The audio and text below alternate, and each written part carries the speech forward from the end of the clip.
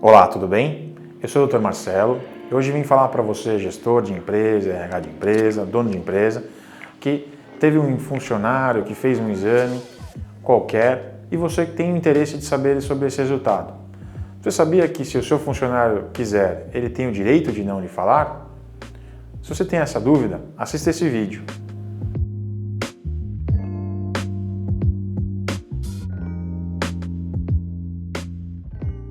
Seu funcionário fez um exame e você tem interesse em saber o resultado desse exame, qualquer que seja esse exame.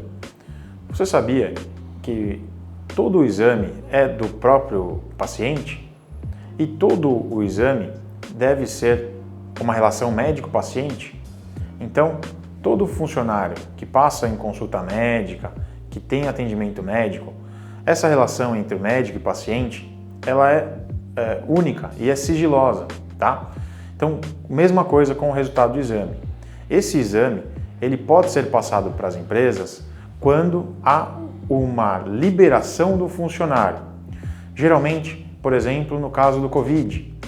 Geralmente, nesses casos de Covid, que a empresa está pagando o exame para os funcionários, no caso desses retomada das funções, retomada das atividades, e eles estão fazendo testagem em massa. Nesses casos, o que se recomenda? Que a empresa, ao fazer esse aporte dos testes, ela faça um controle. Ou seja, todos esses funcionários que querem fazer os testes e as empresas estão disponibilizando, eles devem fazer uma liberação formal de que eles autorizam a abertura do diagnóstico. E assim poderemos ter essa abertura do diagnóstico passada à empresa, até para que tomemos as medidas necessárias e devidas, tá? Mas nesses casos, em casos de uma pandemia, até podemos abrir diagnóstico para um fim coletivo maior. Então, no caso, como temos uma finalidade maior de manter a coletividade sadia em detrimento de talvez há uma briga jurídica, né? Haveria uma briga jurídica, mas aí sim, talvez o Código de Ética Médico permitiria a abertura do diagnóstico.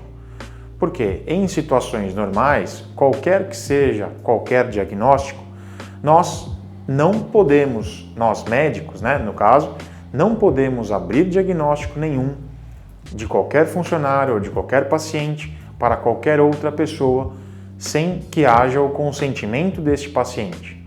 Então, ele tem esse direito de não abrir o diagnóstico dele. E essa relação entre ele e o médico é um código de ética que a gente tem que respeitar e temos que respeitar, tá? Então, não podemos passar diagnóstico a não ser que ele autorize a abertura do diagnóstico. Inclusive nos atestados médicos, qualquer que sejam os atestados, pode ser de saúde ocupacional, pode ser de doença. Ele, para ser colocado no documento um diagnóstico, ou seja, um Código Internacional de Doenças, que é o CID, a gente precisa da autorização do funcionário.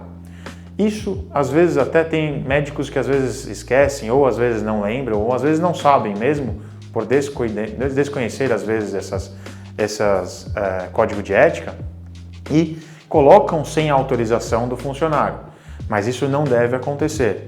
Todos os diagnósticos que são emitidos no papel daquele funcionário, daquele paciente, devem ter o livre consentimento daquele funcionário. Senão, podemos emitir um atestado sem o Código Internacional de Doenças, tá? A empresa deve aceitar. Por quê? A empresa ela tem que aceitar o atestado médico e o médico não precisa colocar o CID, o Código Internacional de Doenças, a não ser que haja a liberação do funcionário, como eu disse anteriormente.